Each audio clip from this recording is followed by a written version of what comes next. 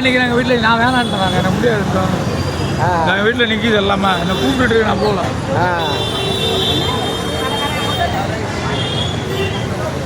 சாமி பாபா வந்து அவங்க கூட்டமாக நான் இப்போ தான் 12:30 மணி தான் போடுறேன். எங்கள் வீட்டில் எல்லாம் நிற்கி 4 பேர் தங்கச்சி எல்லாம் முதல்ல வந்து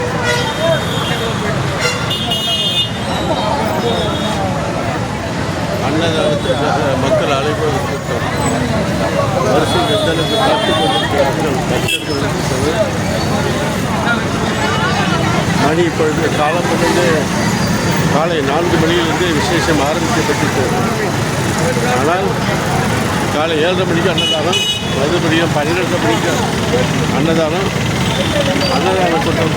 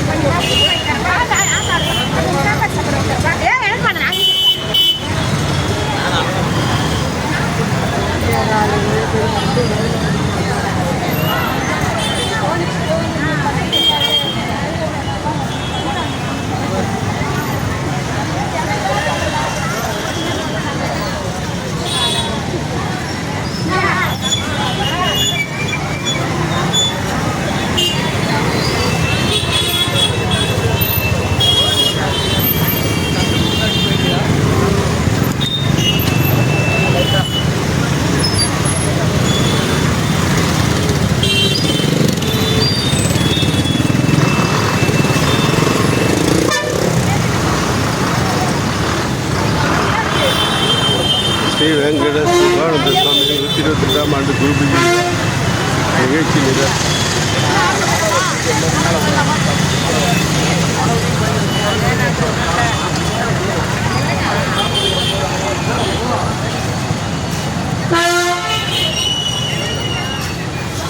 கோதண்டராமன்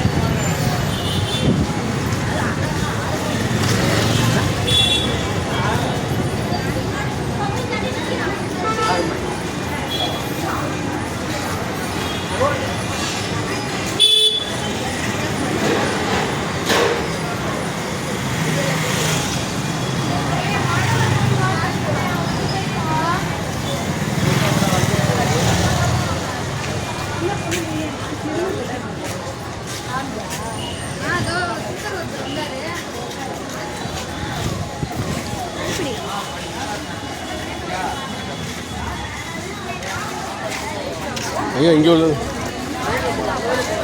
ஐயா இங்கே உள்ளதா? இங்கே இதுவா? இன்னொன்று கொடுப்போம்.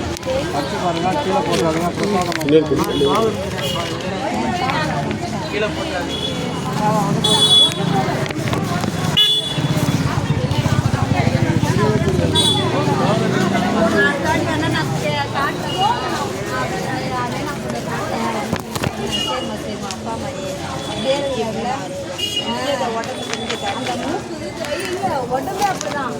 உடம்பு அப்படிதான், முகம் மட்டும்தான்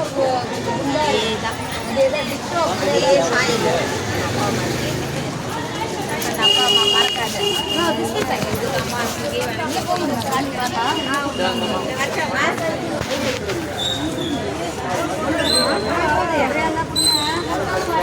இதுவா இது ஐயா இதுவா இது வேறையா?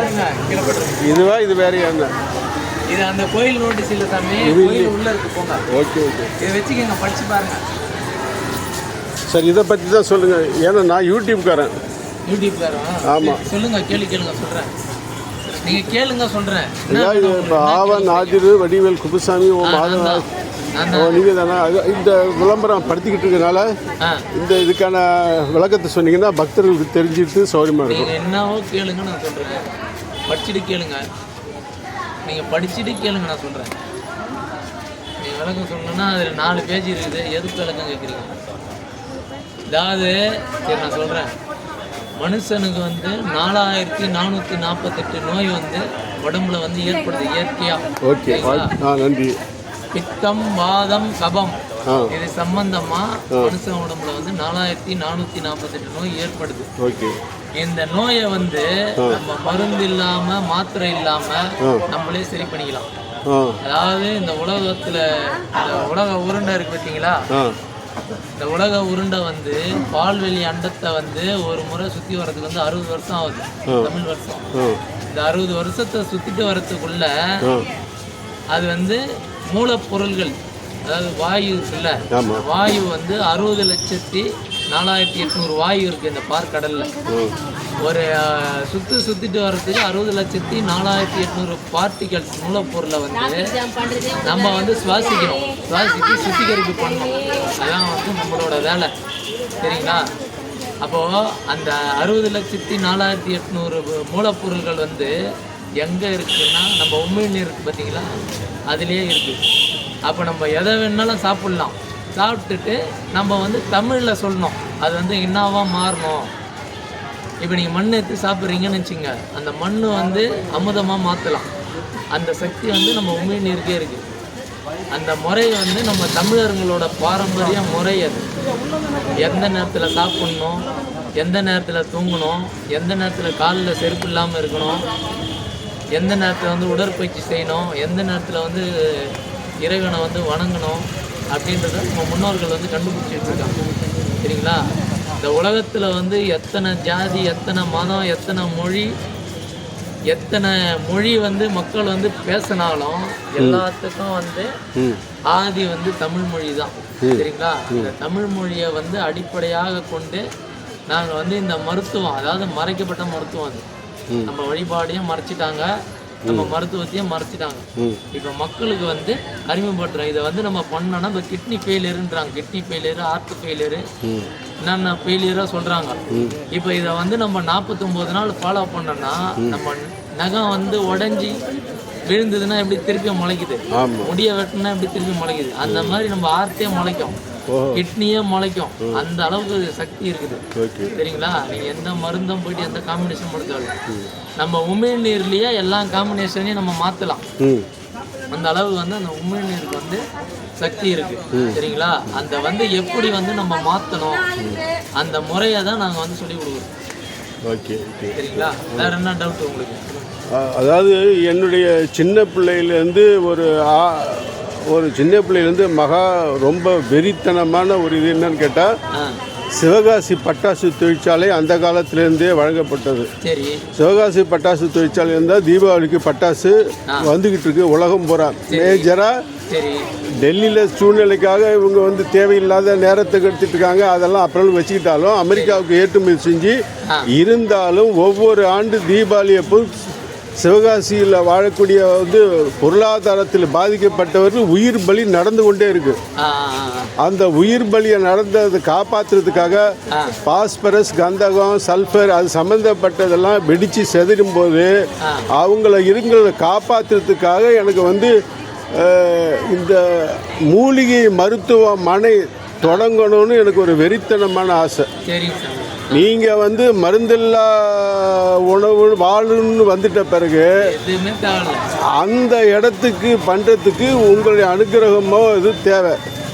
இப்போ நான் உங்களுடைய இது தேடலுக்கு என்கிட்ட இருந்து கிடைச்ச பதில் கரெக்டாக தப்பா? ஏன்னா வந்துருக்கீங்க கரெக்டான இடத்துக்கு வந்து. எனக்கு 69 வயசானாலும் அந்த இறப்பு வந்து இன்னும் என் மனசுக்குள்ளார இப்போவும் நடந்துக்கிட்டு இருக்கு. அதாவது ஒரு மனுஷன் வந்து எதுக்கு பிறந்தான், எதுக்கு வாழ்ந்துக்கிறான், எதுக்கு கல்யாணம் பண்ணுறான், எதுக்கு குழந்தை குட்டி பெற்றுக்கிறான், எதுக்கு வேலைக்கு போகிறான்னு தெரியாமே வாழ்ந்துருக்கிறாங்க. அதாவது நான் சொல்லிடுறேன் இந்த விஷயத்தை மட்டும். ஒரு காக்கா இருக்குதுன்னு வச்சுங்க, அது வந்து அது வாழ்கிற காலத்தில் வேப்பம்பழத்தை சாப்பிட்டுட்டு போயிட்டு அது வந்து மலம் கழிக்குது, அந்த இடத்துல ஒரு வேப்ப மரம் முளைக்குது. இறைவன் வந்து அதுக்கு கொடுத்த பணி அது. அந்த மாதிரி மனுஷனுக்கும் பணி கொடுத்துருக்குறான். மனுஷனுக்கு என்ன பணினா சிவ அதாவது ஒரு சிவ வந்து நம்ம உள்ளே இழுக்கிற காற்று, ஒரு சிவ வந்து வெளியே நம்ம விடுற காற்று. நம்ம வந்து காற்றை சுத்திகரிக்கிற ஒரு இயந்திரம், கருவி, சரிங்களா? அந்த வேலையை வந்து நம்ம எத்தனை வருஷம் செய்யணும்னா 120 வருஷம் செய்யணும். ஆமாம், அதுதான் இந்த பிரபஞ்சம் வந்து நம்மளுக்கு இட்ட கட்டளை. ஆமாம். அப்போ வந்து 120 வருஷம் வந்து மனுஷன் வந்து வாழாம உலன் இச்சையில வந்து அகப்பட்டு மாண்டு போயிடுறான் மனுஷன், சரிங்களா? அப்படி வந்து மாண்டு போகக்கூடாது. நம்ம வேலை வந்து 120 வருஷம் வாழ்றது தான். இப்போ இவர் இருக்காருல்ல, அவர் சித்தி அடைஞ்சிருக்காருல, 128 வருஷம் வாழ்ந்துருக்கு. இந்த மாதிரி சித்தர்கள்லாம் 300 வருஷம் 500 வருஷம் 1000 வருஷம் 1,00,000 வருஷம்லாம் வாழ்ந்துன்னு இருக்கிறாங்க, சரிங்களா? நம்ம சாவை வந்து நம்ம தான் முடிவு பண்ணணும், சரிங்களா? இயற்கையை முடிவு பண்ணக்கூடாது. அப்போ வந்து நம்மளுக்கு வந்து எப்போ நம்மளோட கடமையை முடிச்சிட்டோமா, 120 வருஷம் நம்ம வாழ்ந்துட்டோம், நம்ம கடமை முடிஞ்சிடுச்சு, அப்போ நம்ம எப்போ வேணால் போய்க்கலாம், சரிங்களா? அதுக்கு முன்னாடி நம்ம வந்து இறந்துட்டோம்னா 49 ஜென்மம், 7 ஜென்மம், சரிங்களா? 7 ஜென்மம், 49 ஜென்மம் திருப்பி நம்ம பிறக்கணும். இப்போ 120 வருஷம் ஆகலை நீங்கள் பிறந்து, அப்போ வந்து இறந்துட்டீங்க அப்படின்னா திருப்பியும் பிறக்கணும். அந்த பிறவியில் நீங்கள் 120 வருஷத்தை வந்து முழுமையடைய வைக்கணும். அப்படி இல்லை ஒரு நாள் கம்மியாக போய் சேர்ந்தீங்கன்னா கூட திருப்பியும் பிறக்கணும். அந்த மாதிரி வந்து நம்ம ஆன்மாவுக்கு வந்து 5000 வருஷம். நம்ம ஆன்மான்றது வந்து இப்போ வண்டி இருக்குது, ஓட்டுறீங்க, வண்டி வந்து பெட்ரோலில் ஓடுது, வண்டியை ஓட்டுறது நம்ம, சரிங்களா? வண்டி வந்து பெட்ரோலில் ஓடுது, தன்னாலேயே ஓடுமா? நம்ம வந்து இயக்குற சக்தி, இயக்கும் சக்தி பெட்ரோல், இயக்குற சக்தி நம்ம, இயங்குற சக்தி வாகனம், எந்த வாகனமாக இருந்தாலும் சரி. அந்த மாதிரி வந்து இந்த 3 தத்துவத்தில் தான் அணு செயல்படுது. அணுன்னா நம்ம உடம்பு இருக்குது, இந்த ஆன்மாவோட கண்ட்ரோலில் கட்டுப்பாட்டில் வந்து நம்ம உடம்பு இருக்குது, சரிங்களா? நம்ம உடம்புல எவ்வளோ உறுப்புங்க இருக்குது, இந்த ஒரு உறுப்பும் வந்து திசுக்களால் கட்டமைக்கப்பட்டிருக்குது. எதால் கட்டமைக்கப்பட்டிருக்கு? திசு படலத்தால் கட்டமைக்கப்பட்டிருக்குது. ஒவ்வொரு திசு படலமும் செல்களால் கட்டமைக்கப்பட்டிருக்குது. ஒவ்வொரு செல்லும் அணுக்களால் கட்டமைக்கப்பட்டிருக்குது. இந்த அணு தான் நம்ம குடிக்கிற தண்ணி, நம்ம சாப்பிட்ற சாப்பாடு, இந்த தகரம், நீங்கள் வச்சுக்கிற ஃபோனு, நீங்கள் போட்டிருக்கிற ட்ரெஸ்ஸு, நான் கட்டியிருக்கிற வேஷ்டி, இந்த ருத்ராட்சம் எல்லாமே வந்து அணு தான், சரிங்களா? அந்த அணுவை தான் நம்ம குடிக்கிறோம், அந்த அணுவை தான் சாப்பிட்றோம், அணுவில் தான் நடக்கிறோம். அணு இல்லாமல் எதுவுமே கிடையாது. இந்த விஞ்ஞானம்னு சொல்லிட்டு ஊரை ஏமாற்றின்னு இருக்காங்க. இதில் தானே கண்டுபிடிக்கிறாங்க. நீ சந்திர மண்டலத்திலேருந்து எடுத்துன்னு வந்தியா இல்லை சூரிய கிரக மண்டலத்திலேருந்து எடுத்துன்னு வந்தியா, எங்கேருந்து எடுத்துன்னு வந்த? அப்போ வந்து இந்த அணு இருக்குது பார்த்தீங்களா, இந்த அணுவோட செயல்பாடு என்னன்னா படைத்தல், காத்தல், அழித்தல், மறைத்தல், அருளல், ஆற்றல், 5 தொழில் ஆற்றல் அப்படின்னு சொல்லுவாங்க அதை, சரிங்களா? இந்த 5 தொழில் நடக்கிறதுனால, பஞ்சபூதத்தால் நடக்கிறதால ஆற்றல் உருவாகுது, சரிங்களா? அந்த ஆற்றலில் தான் நம்ம வந்து இப்போ வந்து இயங்கி நிற்கிறோம். அப்போது இந்த லிங்கம் வச்சுருக்காங்க பார்த்தீங்களா, சிவலிங்கம். இந்த சிவலிங்கம் வந்து அந்த அணு தத்துவத்தில் தான் அதை வந்து வச்சுருக்காங்க, சரிங்களா? வேற என்ன உங்களுக்கு டவுட்டு கேளுங்க.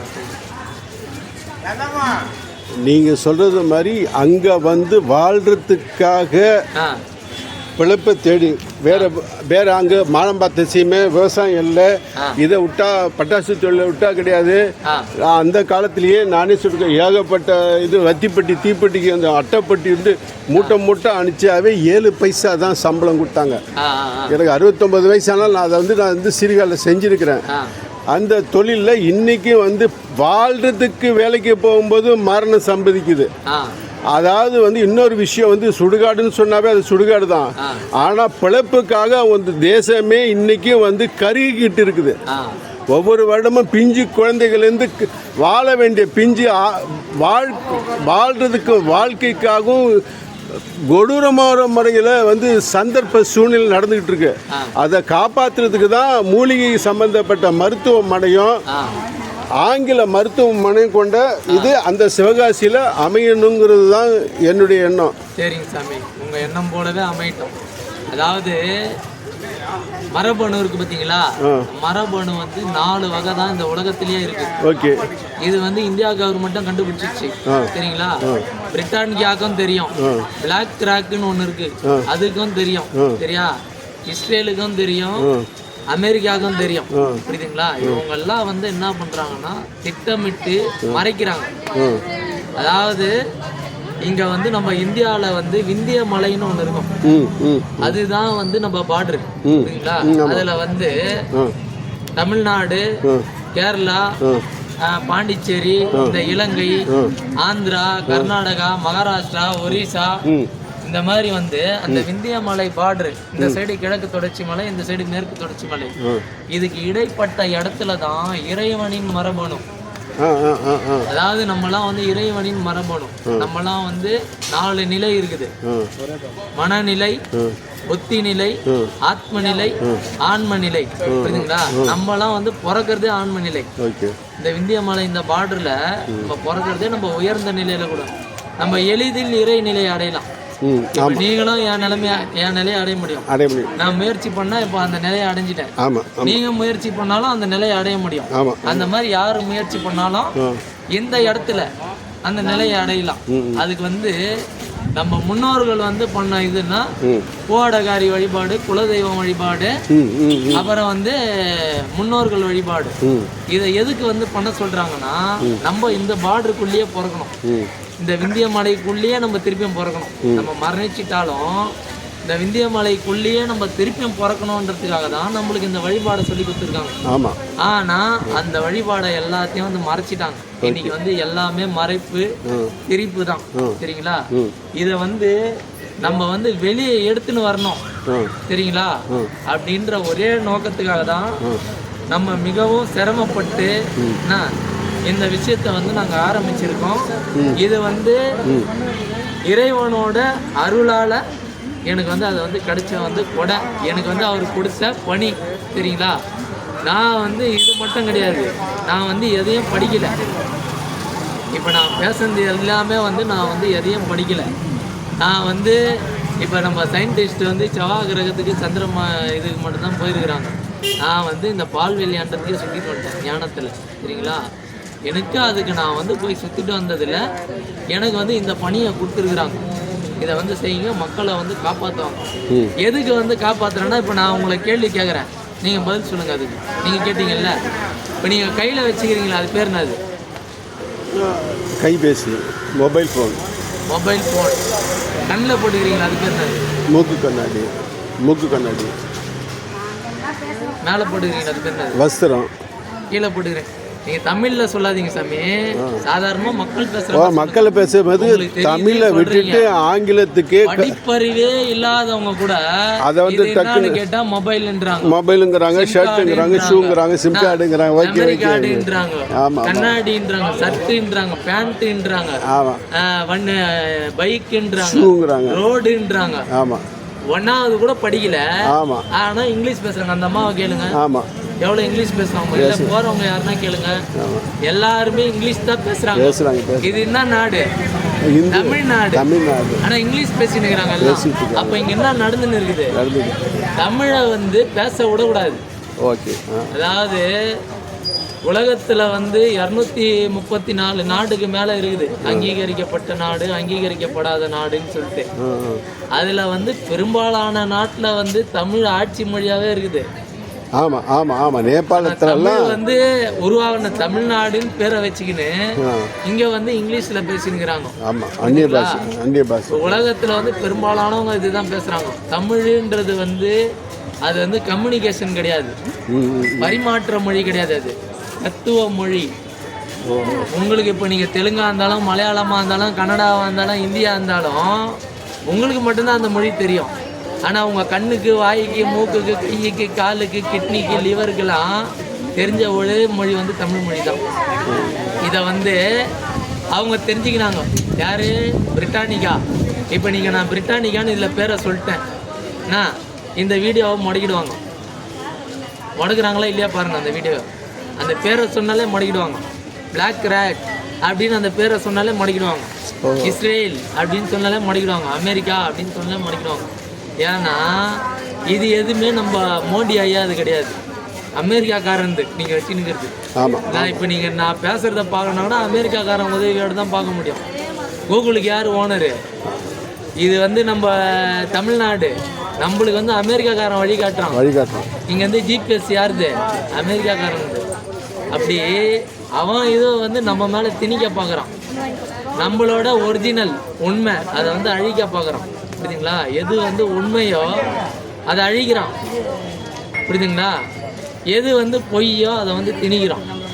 இப்போ சொல்கிற வந்து சாமிங்க எல்லாம் அப்படி ஒரு சாமியை இப்போ முருகர் இருக்கிறாரு, பம்பை உடுக்கு எல்லாம் அடிக்கிறாங்க.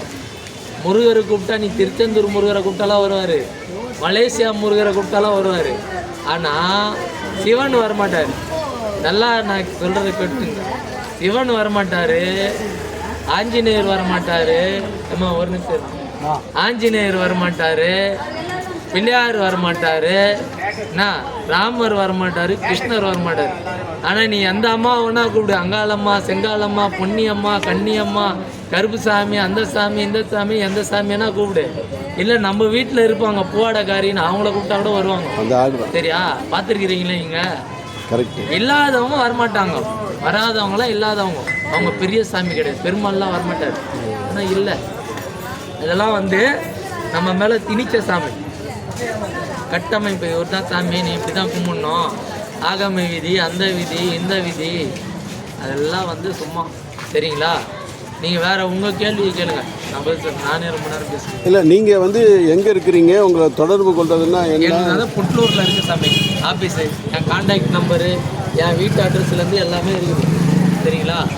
ஓம் ஆவன் ஆதிரு தமிழ் தீர்வு மையம், மையம் எண் 95, மதுரா ராமாபுரம் அம்மன் கோயில் தெரு, புட்லூர், திருவள்ளூர் மாவட்டம். புட்லூர் ரயில் நிலையம் மற்றும் புட்லூர் அம்மன் கோவில். நிரந்தர முகவரி எண் 16, 2வது மாடி, திருவொற்றியூர் நெடுஞ்சாலை, 4வது சந்து, தண்டையார்பேட்டை, சென்னை 81.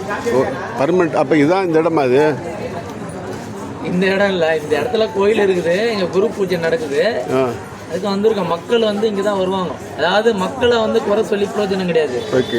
மக்கள் வந்து எங்கே போனால் வந்து என்ன நடக்குது, நம்மளுக்கு இங்கே போனா எதனா நடக்குமா, சாமியை பார்க்க முடியுமா, சித்தரை பார்க்க முடியுமா அப்படின்னு வந்து மக்கள் வராங்க. மக்களை வந்து குறை சொல்லி பிரயோஜனம் கிடையாது. சரிங்களா? அங்கே இருக்கிறவங்கள பொறுத்து தான். அப்போ இங்கே வராங்க. இங்கே ஒரு சித்தர் வந்து ஜலசமாதி அடைஞ்சிருக்கிறாரு. ஜலசமாதினா என்னன்னா, இப்போ பொதிக்கிறாங்களே, அதெல்லாம் சமாதியே கிடையாது, கரையணும். அதாவது நான் வந்து சொல்லிட்டேன், அணு தான் ஆரம்ப புள்ளி. அப்போ அணு வந்து எல்லாத்துலேயும் இருக்குது. சரிங்களா? இவர் வந்து இங்கே எப்படி சமாதி அடைஞ்சிக்கிறாங்க, இவரோட சடலத்தெல்லாம் எடுக்கலை. சரியா? இவர் வந்து கரைஞ்சிட்டார் தண்ணியில். அங்கே வந்து அவர் சமாதி வச்சுக்கிற இடத்துக்கு கீழே கிணறு இருக்கு. அதாவது நம்ம பஞ்சபூதத்திலே சமாதி ஆகலாம், நிலத்துல மண்ணா ஆகலாம், காத்துல காத்து ஆகலாம், புரியுதா? ஆகாயத்துல காந்தம் ஆகலாம். அந்த மாதிரி வந்து பஞ்சபூதத்திலே சமாதி ஆகலாம். இப்ப சமாதி அடையுது, அதெல்லாம் சமாதி கிடையாது. இந்த மேல்மருவத்தூர்ல அவரு சமாதி அடைஞ்சிட்டாரு, அவங்களுக்குலாம் செத்துட்டாரு. புரியுதுங்களா? இப்ப எதுவுமே புதைக்கிறாங்கல்ல, அவனுங்கெல்லாம் சாவுறவனுங்க, அவனுங்கெல்லாம் சமாதி கிடையாது. உபதி போட்டு புதைக்கிறது. இப்ப அந்த நித்யானந்தான ஒரு வயசான ஒரு பெரியவர் இல்லாத கதையெல்லாம் பேசிட்டு கட்சியில செத்து போயிட்டாரு. ஒரு பொம்பளை கேட்கும் அவரை கேள்வி, சாமி வாழ்க்கையில வந்து நிம்மதியா இருக்கணும்னா என்ன பண்ணணும் சாமின்னு கேட்கும். செத்து போன்னுவாரு. கட்சியில அவரே செத்து போயிட்டாரு. நித்யானந்தா செத்துட்டாரா? அந்த டுபாகூர் நித்யானந்தா கைலாயத்துல டான்ஸ் ஆடுங்கிறாரு, அவரு கிடையாது.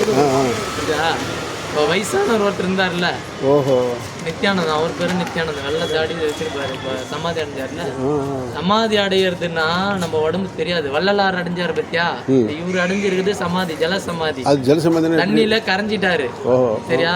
ஜலசமாதி. வள்ளலார் வந்து நெருப்புல சமாதி அடைஞ்சாரு. புரியுதா? அது பேர் தான் சமாதி. அந்த மாதிரி நிலத்துல சமாதி அடையணும், நீர்ல சமாதி அடையணும், காற்றுல சமாதி அடையணும், ஆகாயத்துல சமாதி அடையணும். ஆகாயம்னா மேல இருக்கிறதுலாம் கிடையாது, காந்த சக்தி, இதுதான் ஆகாயம். வானம் வானம் வானம்லாம் கிடையாது, எல்லாமே ஒண்ணுதான். நம்ம வந்து அந்த இடத்துல பறந்து நிற்கிறோம். பூமி வந்து சூரியனை சுத்துது, சூரியன் வந்து பால்வெளி அண்டத்தை சுத்துது. சூரியன் வந்து இந்த பால்வெளி அண்டத்தை சுத்திட்டு வர்றதுக்கு 60 வருஷம் ஆகும் ஒரு சுத்து. அதுதான் நம்ம தமிழருங்க வந்து எல்லாமே கண்டுபிடிச்சு வச்சிருக்காங்க. இதை வந்து வெளியில தெரிஞ்ச நம்ம உண்மை தெரிஞ்சிடும்ல. நம்மளுக்கு வந்து உண்மை தெரிஞ்சிடும். உண்மை வந்து தெரிஞ்சிச்சுன்னா வியாபாரம் போயிடும், அவங்களுக்கு வியாபாரம் ஆகாது.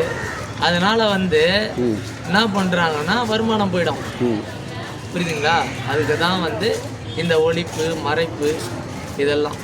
சரிங்களா? வேற நீங்கள் எதனா கேட்கறதுனா கேளு. நீ என்ன வேணா கேளு சாமி, சொல்கிறேன்.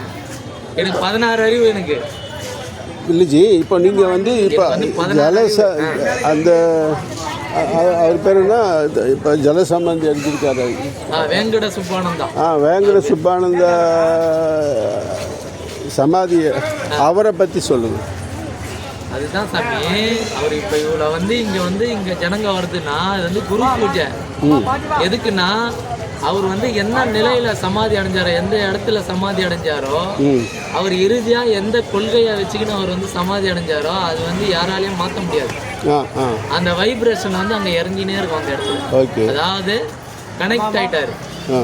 அந்த தண்ணியில வந்து அவரோட செல் இருக்கு. அவர் வந்து இறை சக்தியோட ஐக்கியமாயிட்டாரு. அப்போ வந்து அந்த வைப்ரேஷன் வந்து இறங்கினே இருக்கும். அப்போ இந்த இடத்துல வந்து பிரச்சனைக்குரியவங்க வந்தாங்கன்னா அந்த வைப்ரேஷன் இவங்க மேலே பாஸ் ஆகும். அப்போ இவங்களுக்கு வந்து சில மன ரீதியான சில பிரச்சனைங்க வந்து சரியாகிறதுக்கு 100% வாய்ப்பு இருக்கு. அதுதான் வந்து இங்கே தேடி வராங்க. சரிங்களா? இவருக்கு வந்து 128 வயசுல வந்து அவர் வந்து சித்தி அடைஞ்சார். சரிங்களா? அவரே வந்து கட்ட சொல்லிக்கிறாரு கிணறு. அவரு கிணறு கட்ட சொல்லியிருக்காரு. சரிங்களா? கிணறுக்கு வந்து கல் ஏத்துன்னு வந்தது அவர் தான். கல் ஏத்துன்னு போவாங்களா அந்த சைடு. அவர் என்ன பண்ணி வச்சிருக்காரு, வாங்கி வச்சிருக்கிறாரு அவர் சமாதிக்கு. அவர் வந்து அவர் சமாதி ஆயிட்டாரு. அவரே கல்லை கொண்டாந்து வச்சுட்டு தண்ணியில கரைஞ்சிட்டாரு. அதாவது எல்லா இடத்துலயும் இருக்குது சமாதி வேற. போகர் சமாதி, அகத்தியர் சமாதிலாம் சொல்றாங்கல்ல, அது வேற. இப்போ சமாதி அடைகிறானுங்க, விபூதி போட்டு உட்கார வைக்கிறானுங்க பாரு, அதெல்லாம் சமாதி கிடையாது. அதெல்லாம் ஜீவ சமாதியும் கிடையாது. அவனுங்க சித்தியும் அடையல, அவங்களாம் செத்துட்டானுங்க. புரியுதா? நம்ம சாதாரணமா மனுஷனை பொதிக்கிற மாதிரி தான் அவங்கள பதப்படுத்தி உட்கார வைக்கிறாங்க. அதெல்லாம் சமாதி கிடையாது. சரிங்களா? சமாதினா கரையணும், அணுவோட நம்ம வந்து ஐக்கியமாகணும், அதுதான் சமாதி. இவருடைய மகிமை என்னன்னு சொல்லுங்க. ஆமா, இவர் அதாவது மகிமை என்னன்னா, ஒரு ஆன்மீக தேடல்ல இருக்கிறவங்க இருக்காங்க பார்த்தீங்களா, அவங்களுக்கு வந்து அவர்கிட்ட போனா அந்த வழிகாட்டுதல் கிடைக்கும். சரிங்களா? நிறைய இடத்துல வந்து இப்போ நாகமணி அடிகளார் இருக்காரு, பெருங்குளத்தில் இதில் இருக்கார், ஓயமாரில். அவர்கிட்ட போனோம்னா அந்த பெண்கள் வந்து வயதுக்கு வராமல் இருக்காங்கல்ல, அந்த பெண்கள் அவர் சமாதியில் அவர் இருக்க போகும்போது இப்படி தட்டினாவே அந்த பெண் வந்து பூ பெய்து வயசுக்கு வந்துடுவாங்க. அவருடைய மகிமை. அதேமாரி சந்தான பாக்கியம் இருக்கிறவங்க இப்போ என்கிட்ட வர சொல்லுங்க. இப்போ வயசுக்கு வராத பொண்ணு என்கிட்ட கூப்பிடுவாங்க, நான் வயசுக்கு வர வைக்கிறேன். அதான் ஜி. அது மாதிரி இவருக்கு என்ன, அவங்கவுங்க சக்தி அது. அவர் இறந்து ரொம்ப வருஷம் ஆயிடுச்சு. ஆவணி மாதம் பௌர்ணமிக்கு தான் நடக்கும். அது மாதிரி இவருக்கு வந்து நான் இவருக்காக வரும்போது உங்களுக்கு கிடைச்சது. இவருடைய மகிமை என்ன தெரியுமான்னு கேட்டேன். அவரோட மகிமை எல்லாம் நான் சொல்லிட்டு அவர் கிடைக்கிறாரு. அவர் என்ன கேட்குறாரு, இங்கே வந்தால் என்ன நடக்கும்னு இல்லையா? அப்போ வந்து ஏற்கனவே வந்து அது அனுபவத்தில் இருக்கிறவங்கள கேளுங்க, அவங்களே கேளுங்க சொல்லுவாங்க. இங்கே வந்தால் என்ன, ஒவ்வொரு இடத்துல சிறுவாபுரி கோயிலுக்கு 12 வாரம் செவ்வாய்க்கிழமை போனால் வாடகை வீட்டில் இருக்கிறவங்க சொந்த வீட்டுக்கு போயிடுவாங்க. நான் சொல்கிறேன் இருங்க. அது மாதிரி இவரை இங்கே வந்து சந்திச்சா என்ன நடக்குங்க? சிறுவாபுரி இப்போ நீங்கள் சொன்னீங்க பார்த்தீங்களா, அது வந்து தப்பு. ஓகே, சரிங்களா? சிறுவாபுரிக்கு வந்து 6 வாரம் போனால் எல்லாருக்குமே நடக்கிறது கிடையாது. நான் வந்து சிறுவாபுரிக்கு போயிருக்கிறேன். சிறுவாபுரியில் நான் உட்காந்து நிறைய பேருக்கு ஆசீர்வாதம் பண்ணிக்கிறேன். என்கிட்ட வந்து கேட்டிருக்காங்க, நிறைய பேரை நான் காப்பாற்றி விட்டுருக்கேன். நிறைய பேர் புட்லூர் கோயிலுக்கு நான் போய்க்கிறேன், நிறைய பேரை காப்பாற்றி விட்டுருக்கிறேன். எல்லாருக்கும் நடக்காது. வந்து எல்லார் வீட்லேயும் பூவாடக்காரின்னு ஒரு சாமி இருக்கும். புரியுதுங்களா? இப்போ வந்து எல்லா வந்து கன்னி பொண்ணுங்க வந்து எல்லாருமே வந்து வயசுக்கு வராங்க. சரிங்களா? வயசுக்கு வர்றதுக்கு முன்னாடி 7 தலைமுறை வரைக்கும் அவங்களுக்கு பவர். 7 தலைமுறைக்கு ஒரு கன்னி பொண்ணு வந்து இறந்து போவோம் எல்லார் வீட்லயும். சரியா? அந்த கன்னி பொண்ணு தான் நம்மளுக்கு முதல் சாமி. சரியா? அவங்கள வந்து வழிபாடு பண்ணணும். சரியா? அந்த கன்னி பொண்ணு தான் ஃபர்ஸ்ட் வழிபாடு பண்ணோம். அவங்க பேர் தான் பூவாடக்காரி. 2வது வந்து கடைசியா நோய்வாய்ப்பட்டு இறப்பாங்க நம்ம வீட்டுல. அவங்க வந்து போக மாட்டாங்க மேலே. ஆமாம். அவங்க நம்ம கூடயே தான் இருப்பாங்க. ஆமாம். அவங்க யாருன்னா அப்பா சைடு, அம்மா சைடு கிடையாது. ஆமாம். இப்போ நீங்கள் இருக்கீங்கன்னா உங்க அப்பா, உங்க தாத்தா, ஆமாம், உங்க தாத்தாவோட தாத்தா, அந்த மாதிரி இறக்குறவங்கள ஆண் வாரிசு கடைசியா யார் இறக்குறாங்களோ அவங்க இருப்பாங்க. அவங்க போக மாட்டாங்க. இது வந்து இறைவனோட கட்டமைப்பு. ஓகே. இப்போ நான் தான் சிவபெருமான்னு வச்சுக்கோங்க. உங்களுக்கு வந்து சிவபெருமானா நானு இல்லை இங்க இருக்கிறவங்களுக்கு மட்டுமா? 819 கோடி மக்களுக்கும் சிவபெருமான். உலக உருண்டைக்கு எல்லாம் நாய் பூனை எல்லா ஜீவராசிங்களுக்கும். அப்ப எல்லாருக்கும் தனித்தனியா பார்த்துன்னு இருக்க முடியுமா? அதனால இந்த கட்டமைப்பை உருவாக்கி வச்சிருக்காங்க. நம்ம வீட்டுக்குள்ளேயே சாமி இருக்குது. அது யாருக்குன்னா தெரியுதா? தெரியாது. வீட்டுக்குள்ள 2 பேர் இருப்பாங்க. சரிங்களா? குலதெய்வம்ன்றது வந்து வீட்டு வாசல்ல இருக்கும். குலதெய்வம்ன்றது யாருன்னா வந்து பாகுபலி படம் பார்த்துக்கிறீங்களா? பாகுபலி படத்துல கட்டப்பான ஒருத்தர் இருப்பார் பாருங்க, அந்த மாதிரி தான் குலதெய்வம். நம்ம தான் பாகுபலி. கட்டப்பா வந்து குலதெய்வம். புரியுதுங்களா? இப்போ நம்ம அந்த குளத்துல பிறந்துட்டோம்னா அவர் வந்து நம்மளுக்கு அடிமை. நம்மளுக்கு என்ன நல்லது கெட்டது நடந்தாலும் அவர் தான் பொறுப்பு. ஆனா அவர் வீட்டுக்குள்ள வரமாட்டாரு, வீட்டு வாசல்ல தான் நிற்பார். சரியா? நம்ம வீட்டை விட்டு வெளியே போறோம்னு நம்ம கூட வருவார். உன் வீட்டில் 1 லட்சம் பேர் இருந்தாலும் 1 லட்சமா பிரிஞ்சு வருவாங்க. புரியுதுங்களா? அந்த சக்தி வந்து அவங்களுக்கு கொடுத்துருக்குறாங்க. அப்போ இவங்க 3 பேரை தான் நம்ம வழிபாடு பண்ணோம். இவங்க 3 பேரை முறையா வழிபாடு பண்ணிட்டு அதுக்கப்புறம் நீ சிறுவாபுரி போனீங்கன்னா நடக்கும். அதுக்கப்புறம் நீ புட்லூர் போனீங்கன்னா நடக்கும். அதுக்கப்புறம் இங்கே வந்தீங்கன்னா நடக்கும். எங்கே போனாலும் நடக்கும். சரிங்களா? இது எப்படின்னு நான் சொல்கிறேன், கேட்டுக்கோங்க. இப்போ உங்கள் வீட்லேயே வந்து சாமி இருக்குது. சரியா? இப்போ நீங்கள் இருக்கிறீங்க, உங்கள் அப்பா இருக்கிறாரு, வீட்டில் உட்காந்துருக்கிறாருன்னு வச்சுங்க. உங்கள் அப்பா வயசுலேயே ஒருத்தரை கூட்டும் போகிறீங்க, வீட்டுக்கு கூட்டும் போகிறீங்கன்னா அவர் கால் மேலே காலை போட்டுன்னு ஆட்டினுக்கிறாரு. உட்காந்துன்னு கால் மேலே காலை போட்டுன்னு ஆட்டுறாருன்னா உங்கள் அப்பாவுக்கு எப்படி இருக்கும்? உங்களையும் திட்ட மாட்டார் உங்கள் அப்பா, அவரையும் திட்ட மாட்டார். என்ன மனசுக்குள்ள என்ன நினச்சிப்பாரு? மரியாதை தெரியாத ஆளாகிறான், என் எதிர்க்க காலை போட்டு காலை ஆட்டினுக்கிறான், உங்களை என்ன திட்டுவார்? யாரை வீட்டுக்கு கூட்டின்னு வருதுன்னே தெரியலப்பா, கூட்டின்னு அந்த மாதிரி மனசுக்குள்ளே திட்டுவார். அந்த மாதிரி தான் நம்ம வீட்டுக்குள்ளே இருக்கிற சாமி வந்து நம்மளை திட்டினு. புரியுதுங்களா? நீ எங்கே வேணா போ, என்கிட்ட தான் வந்தாகும். புரியுதா? அவங்க வருவாங்க. ஒன்றும் இல்லை, இன்னொரு விஷயம் சொல்கிறேன். கோவிந்தா கோவிந்தா கோவிந்தா அப்படின்னு சொல்லிட்டு கல்புரம் காட்டி நம்ம வந்து கூப்பிட்டனாலே வந்துடுவாங்க. கோவிந்தானா நான் வெங்கடேஷ் பெருமாளை கூப்பிட்றேன்னு நினைக்காதீங்க. நம்மலாம் வந்து விந்துலேருந்து வந்தவங்க. சரியா? யாராக இருந்தாலும் விந்துலேருந்து தான் வரோம். கோனா அரசன். புரியுதா? நம்மளாம் விந்துலேருந்து வந்தவங்க. விந்துக்கெல்லாம் அரசன் கோவிந்தா. புரியுதா? நமக்கு மேலே இருக்கிற சக்தியை நம்ம கூப்பிட்றோம். அதை வந்து அப்படி மாற்றிட்டாங்க கதையை. புரியுதா? நீ கோவிந்தா கோவிந்தான்னு கூப்பிட்றியா, எர்ரா அவனுக்கு கோவிந்தாக்கே ஒரு செலவு வைக்கிறேன்னு வச்சுட்டாங்க. புரியுதா? ஆனால் நம்ம வீட்டில் பொம்பளை சாமி கும்பிட்டாலும் கோவிந்தா போடுறோமா? நீ என்ன அது அவங்க அண்ணனை கூப்பிடுது, அவங்க அண்ணனை கூப்பிடுதுன்னுவாங்க. அது கிடையாது. யாருன்னா சாமி வந்து அவங்க வந்து கோவிந்தா போட்டாங்கன்னா அவங்க வந்து உண்மையான சாமின்னு அர்த்தம். புரியுதா? பொய்யான சாமிலாம் வந்து கோவிந்தா சொல்ல முடியாது. அதால் அது வந்து அவங்க அண்ணன் கிடையாது, அவங்களோட ஐடி கார்டு. அது இப்போ இவர் வந்து ஒரு பத்திரிகை நிருபர்னா ஐடி கார்டு காட்டுறாருல, ஆதார் கார்டு வச்சுக்கிறோம்ல, அந்த மாதிரி சாமி யார் மேலாம் வந்ததுன்னா அது கோவிந்தா போட்டதுன்னா தான் ஒரிஜினல் சாமி. அது எதுவுமே சொல்லணும்னா அது ஒரிஜினல் கிடையாது. சரியா? இது வந்து தெரிஞ்சுக்கோங்க. இந்த வழிபாடை வந்து முறையாக பண்ணுங்க. இப்படிதான் பூவாடக்காரி வழிபாடு, நம்ம முன்னோர் வழிபாடு, குலதெய்வம் வழிபாடு, இதை வந்து முறையாக நீங்கள் பண்ணீங்கன்னா உங்களுக்கு எப்படிப்பட்ட பிரச்சனையாக இருந்தாலும் தெரியும்.